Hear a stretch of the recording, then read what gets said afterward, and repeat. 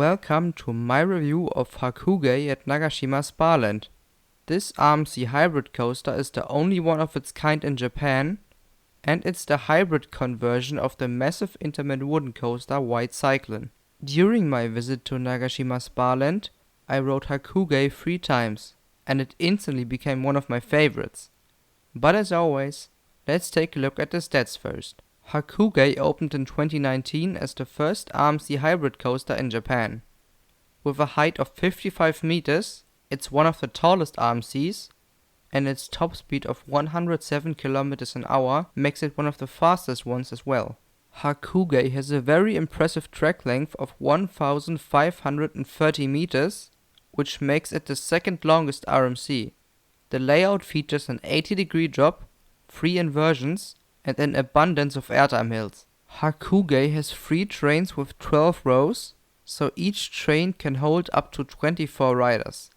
During my visit, they were only running 1 train, which likely happened because the park was very quiet.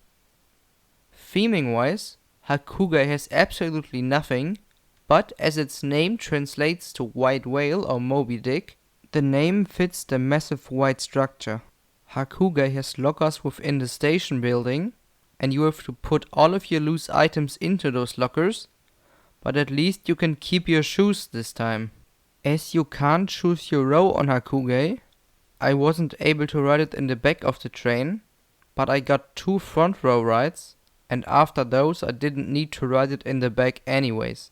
This is one of the few RMCs where you are allowed to close your lap by yourself, which speeds up the dispatch time, but as the ride operators have to explain the correct riding position right before the dispatch, the hourly capacity with a single train is still extremely low.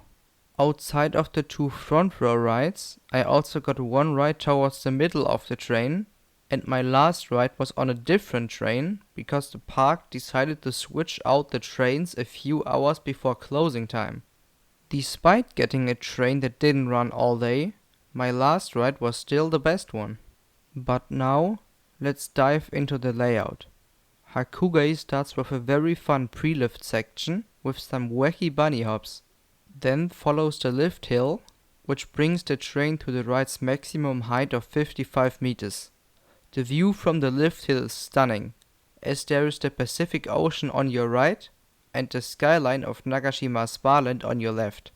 At the top, there is a small pre-drop into a turn to the left, which is followed by a small ascent into Hakugei's main drop. As I didn't get to ride Hakugei in the back, I can't judge this drop too well, but it's probably very similar to the other RMC drops. In the front row, I still got a fun pop of solid floater airtime, but that's about it. Then, the train flies over a big double up, which offers 2 pops of extremely strong ejector airtime. The second pop is a bit more sustained than the first one, but both of them are amazing. These hills are a great appetizer for the rest of the ride, as Hakugei has some of the strongest RMC airtime. After the double up, the train hits an outer bank turn, which offers really strong ejector airtime, while also having some pretty good whip. This isn't a sustained outer bank, but it might be the one with the strongest airtime from what I've experienced. After that fantastic element, the train hauls down a double down, where you get 2 more violent ejector pops.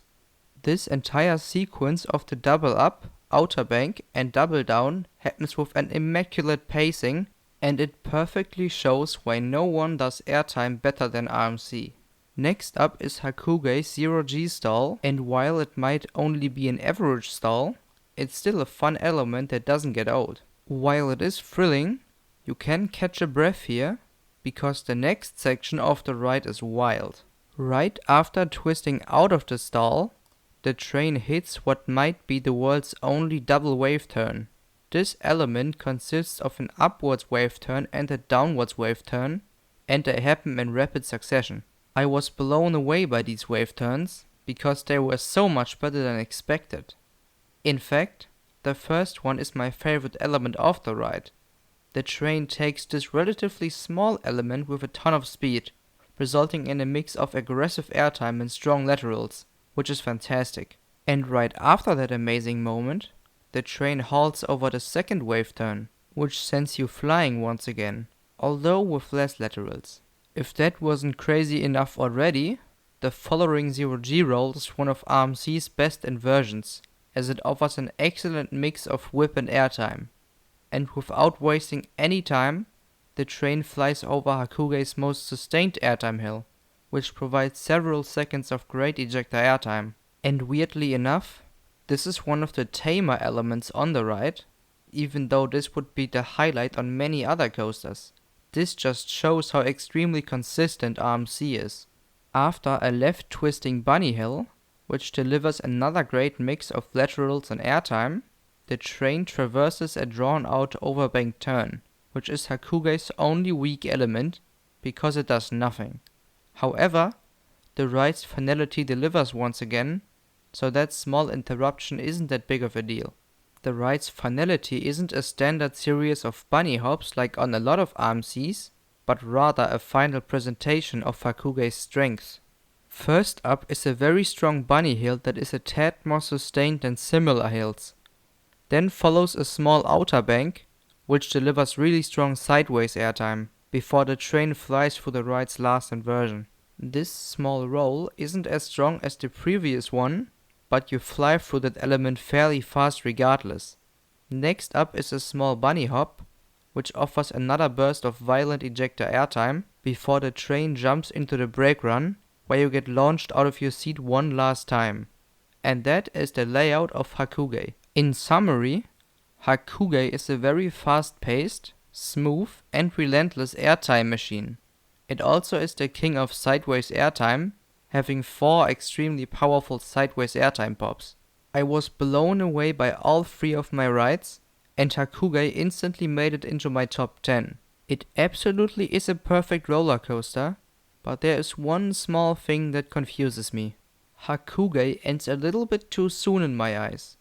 It rips through its layout crazy fast, which is great, but with a track length of 1.5 kilometers, it feels like it could have had 1 or 2 extra elements. This isn't a real downside to me, but something worth mentioning. Despite that, it still receives a well-deserved final score of 10+. Hakugei is just stunning, and it should be high up on every enthusiast's bucket list. And that was my review of Hakugei at Nagashima Spa Land. What are your thoughts on this amazing ride? Thanks for watching. Bye.